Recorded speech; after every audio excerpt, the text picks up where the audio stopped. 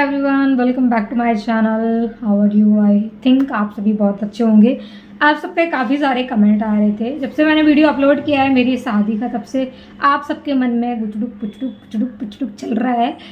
कितने सारे आप सबके माइंड में कमेंट्स हैं, कितने सारे आपके माइंड में क्वेश्चंस हैं जो कि मुझे आंसर करने हैं आज।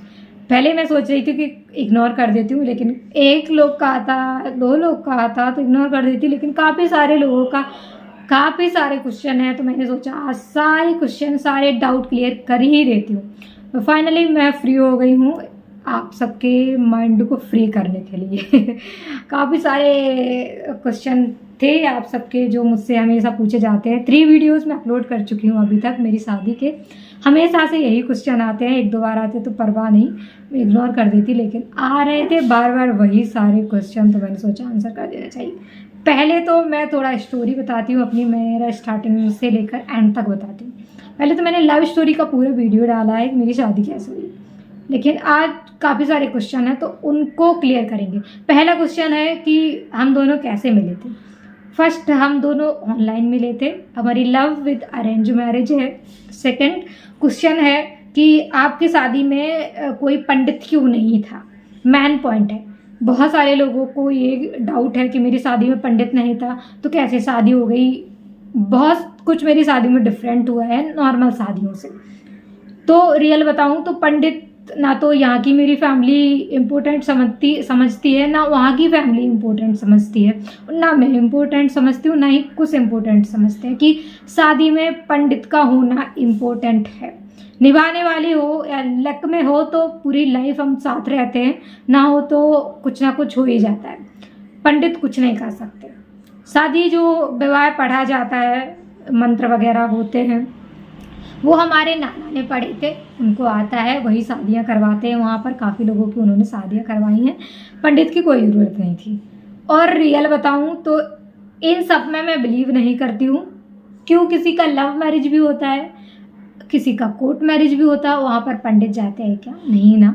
तो पंडित का आना इम्पोर्टेंट नहीं है शादी में। अगर लड़का लड़की एक दूसरे के साथ हमेशा रह सकते हैं तो रह सकते हैं, और भगवान से बढ़कर कुछ नहीं है, पंडित भी नहीं। भगवान ने चाहा तब तक हम साथ रहेंगे, नहीं चाहा तो अलग हो जाएंगे। हाँ, कुछ नहीं कर सकते पंडित। क्वेश्चन ये है कि आपकी शादी में मैंने साड़ी कहाँ से ली थी। तो मैंने आपको पहले भी बताया है कि मैंने मीशो से मेरी साड़ी ली थी। लहंगा कहाँ से लिया था? लहंगा मेरी फ्रेंड का लहंगा था। और शादी में जो फोटोग्राफी हुई थी वो मेरे विलेज से 7-8 किलोमीटर दूर है, वहाँ पर से हुई थी। और कितना पैसा लगा था? पैसा 30,000 दिया था। यस, 30,000 पैसा दिया था, वो भी मेरे पापा ने, और मैंने 15,000 मैंने दिया था और 15,000 मेरे पापा ने दिया था। उसका ऑलरेडी इतना सारा ट्रैवलिंग का खर्चा आ गया था कि उन्होंने सोचा नहीं था। 3 लोगों का फ्लाइट से आना जाना, समझ सकते हैं कितना हो सकता है, वो भी अर्जेंट में जाना, तो वहीं से हमने कर लिया था। और वैसे भी कुछ को क्या पता है कि वहाँ पर कैसे होता है कैसे नहीं होता। तो जो भी अरेंजमेंट किया था वो सब हमारे पापा ने किया था। और जो शादी में जितने भी डेकोरेशन थी वो सब कुछ मैंने की थी। रियल बताऊं तो मेरी शादी में मैं सो नहीं पाई थी 3 डेज तक। हल्दी के एक दिन पहले मैंने मेहंदी लगा ली थी, क्योंकि हल्दी फंक्शन में मेहंदी दिखाना था।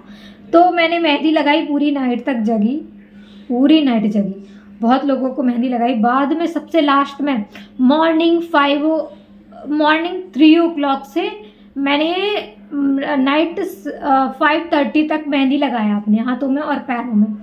अपने हाथ से लगाना थोड़ा मुश्किल होता है, इसलिए थोड़ा लेट हो गई थी। उसके बाद फिर मॉर्निंग जैसे ही मेरा मेहंदी ड्राई हुआ, हीटर लगा के मैंने ड्राई किया था, सडनली से ड्राई हो रही थी। और उसके बाद फिर मॉर्निंग हुआ, मैंने नहाया। थोड़े टाइम के बाद कॉल आया कि कैमरा वाले भैया आने वाले हैं, डेकोरेशन कर लीजिए। कोई नहीं था डेकोरेशन का आइडिया करने वाला, मेरा ही सारा कुछ काम था। फिर मैंने सोचा हमारा फंक्शन है, तो जैसा जो कुछ मुझे उस टाइम में मिला, शादी वाले घर में बहुत कुछ कम मिलता है, इधर उधर रहता है सारा सामान, तो जो मुझे मिला उसी से मैंने डेकोरेशन कर दिया। और भी सामान होता तो मैं बहुत अच्छी डेकोरेशन कर लेती। तो फिर मैंने डेकोरेशन की, उसके बाद फिर मैं रेडी हुई। जैसे ही ये फंक्शन ख़त्म हुआ, नाइट हो गई थी फंक्शन ख़त्म होते होते, जो हल्दी का फंक्शन था, नाइट हो गई थी। और उसके बाद नाइट में भी मैं नहीं सोई। नाइट में इसलिए नहीं सोई क्योंकि मुझे पैकिंग करनी थी, सारी पैकिंग फिर मैंने नाइट में की, बैग लगा के रख दिए। और ससुराल मेरी इतनी दूर है, कोई चीज़ छूट जाती तो कोई लेकर भी नहीं आ सकता था, तो सब कुछ केयरफुली करना पड़ा मुझे।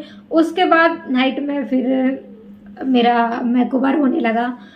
नाइट में 8 o'clock समथिंग, 8 o'clock से मेरा मेकओवर हुआ। मैंने कुछ खाना भी नहीं खाया था और मेकअप होते होते 3 hours हो गए थे, क्योंकि हेयर स्टाइल में काफ़ी ज़्यादा टाइम लगा लिया था उन्होंने, टाइम लग गया था। और उसके बाद फिर कहाँ सोना रखा है, जब मेकओवर होने लगा तो फिर सो नहीं सकते। फिर उसके बाद मैं नहीं सोई, पूरा नाइट तक शादी चली, मॉर्निंग तक शादी चली। आपका कमेंट था कि मंगलसूत्र मंडप के नीचे पहनाया जाता है, तो बीच में ही सेंटर में क्यों खाना खाने के टाइम में पहना दिया था। तो मुहूर्त था 3 o'clock का, कुछ ने बोला मुहूर्त 3 o'clock का है और हम बाद में नहीं कर सकते मंगलसूत्र रस्म।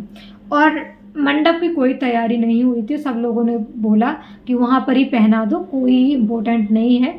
एक जो रस्म होती है मांग भरने वाली, वो मंडप के नीचे हो जाएगी।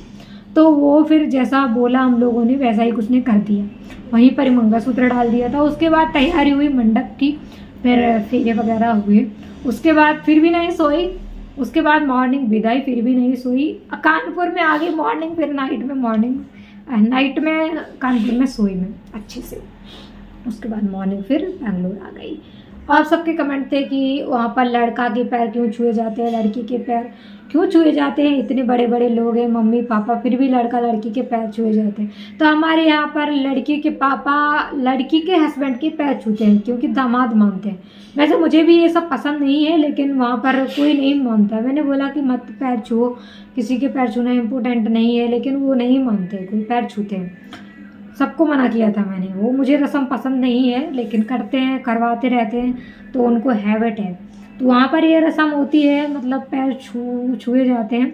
जब लड़की शादी करके अपने ससुराल चली जाती, तो वहाँ पर जितने भी रिलेटिव होते हैं लड़की को छूने होते हैं, मायके में लड़की के सारे लोग छूते हैं, ऐसा है वहाँ पर। और मेरा चूड़ा था वो मैंने मीशो से लिया था, जो कि अब आउट ऑफ स्टॉक है और वो दोबारा नहीं मिल रहा है, क्योंकि मुझे पहले ही कमेंट आया था कि आपका चूड़ा बहुत अच्छा लग रहा है, मुझे चाहिए, आप लिंक दे दीजिए। तो मैंने देखा था ऑनलाइन, तो वो नहीं मिल रहा है। और भी आप सर्च करेंगे तो और मिल जाएंगे आपको, लेकिन वो नहीं मिलेगा जो मैंने ख़रीदा था। बाकी की क्या है, आपके इतने सारे आपके कमेंट थे, इतने सारे आपके क्वेश्चन थे, सबके मैंने जवाब दे दिए हैं। बाकी की और क्या रह गया हो तो वो कमेंट में बता दीजिएगा। मिलते हैं नेक्स्ट वीडियो में, तब तक के लिए अपना ख्याल रखें। Take care of my family, bye bye.